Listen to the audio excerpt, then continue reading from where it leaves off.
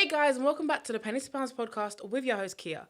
And this is a podcast where we aim to dispel your myths, simplify difficult financial jargon, and rectify your own personal problems. It's actually Monday today, so happy Monday everyone, and welcome back to another episode, but we're in a brand new series. I'm so excited. This is the 12 Days of Finance. I know I've neglected you guys for a couple of weeks. A lot's been going on. I've been traveling, and even when I traveled, a lot happened within that, but I wanted to make sure that we are in the right headspace for the new year. So I decided it is time to up the ante, to give you things and give you the tools that you need to master your finances in the new year.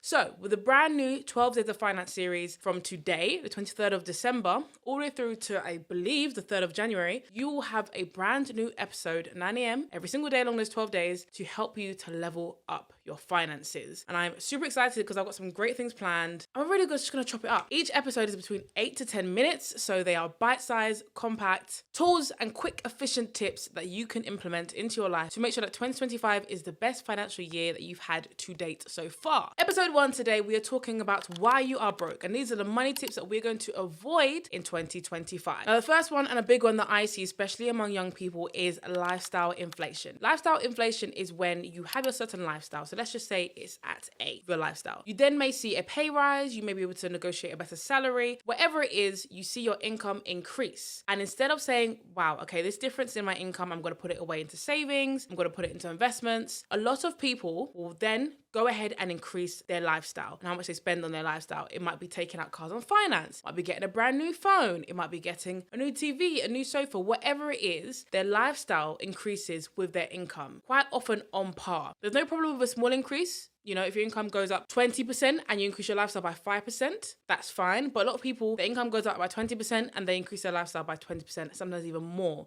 And that is something that we are no longer doing. Instead, if you do see an increase in your income, you're going to put the difference into something else. Treat yourself, get a little thing, but make sure you've got a plan for your money, the excess that you've got. Because whatever lifestyle you've currently got, you could actually afford it. So we can afford to put the extra money into something else that's going to better us in the future, whether it's your pension, another retirement fund, savings, investments, investing for your future kids, whatever it is, you can put it into something else. Number 2 is we are no longer ignoring budgeting. The amount of people that I speak to who do not have a budget is astounding. The reason why I think budgeting is so important is because even though it might seem boring and seem very like, oh, just a spreadsheet or writing things down, it is the plan that you need to know exactly how much money you've got coming in and where it's going. If I ask you right now, do you know exactly where every penny, dollar, pound is going? Could you say that confidently with a yes? Chances are you probably just said no to that. And that is why budgeting is so key. I budget my money every single month, both my personal and my business money, because I need to know exactly how much money I have and where it's going. And then I can also assess every single month if I need to make any changes to where my money is going. So if you haven't already got a budget, you need to do that. Use a spreadsheet. We've got one on the Pennies To Pounds website. Use an app like Emma in the UK, or use plain old pen and paper. Whatever you choose, start budgeting. Number 3 is no emergency fund. If I learned anything from the last 5 years, is that emergencies can strike, life can change at a drop of a hat. Lockdown for me was the biggest thing. No one saw it coming, yet it changed everyone's lives across the globe. And it's not really gone back to completely how it was pre-COVID. A lot of people during COVID lost their jobs, lost their means of income. I know for me, definitely, that changed a lot. And that is why it's so important to have an emergency fund. When things are great now, it's great. Enjoy your life, enjoy things, but you should always start putting away a little amount to make sure that if things do go wrong, if you do lose your job, your car breaks down, you do fall ill, you've got money to fall back on. I always aim for around maybe 5% of your income, or maybe around 50 to 100 pounds if you can spare it. If you can't spare that much, find an amount, whether it's a percentage or a number that you can put away every single month for emergencies. Trust me, future you will thank you for it. Number 4 is we are not taking out high interest debt. Oh, this is a big thing. I've said before, I've been very vocal about the access to credit that we have. It has become so much easier to access credit, whether it's buy now, pay later, overdrafts, loans, anything like that. It's become so much easier. And a lot of this credit costs so much money, especially things like payday loans. Oh my gosh. The amount that you pay back versus what you borrowed, a lot of people don't really factor that in. You think about, oh, I really want this thing right now. I want to get a brand new TV, or a big thing, I want to get a brand new car.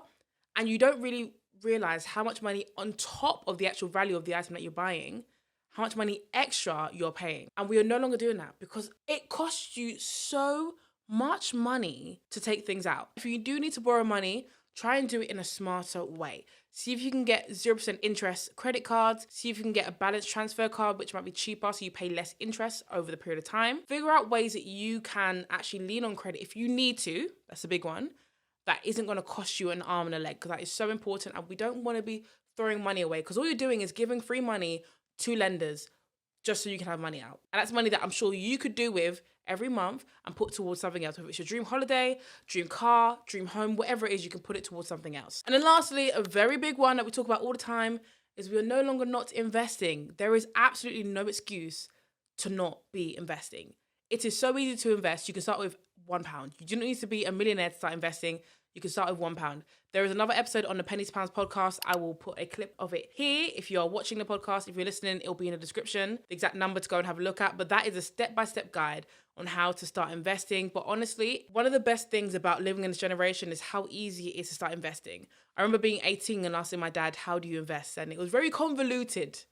He told me you have to do this and that brand. It was so hard. Now, there are so many different platforms that have quite low fees that allow you to start with as little as £1 that you can start from today. There's no excuse to not be investing. And also on top of that, if you have a pension fund, whether it's a personal one or whether it's through work, you are already investing. So there's no more, I'm not an investor. Investing is how we're going to get ahead and reach the goals that we have for our lives. There is no more being broke in 2025. And I pledge that this episode is going to give you that kickstart that you need. If one of these tips or maybe all of them resonated with you, please do let me know in the comments of the podcast if you're listening on Spotify, or drop us a message on our Instagram and TikTok account and let us know what you're planning to do better and what we can help with via the podcast and our social channels, because that is what we're here to do.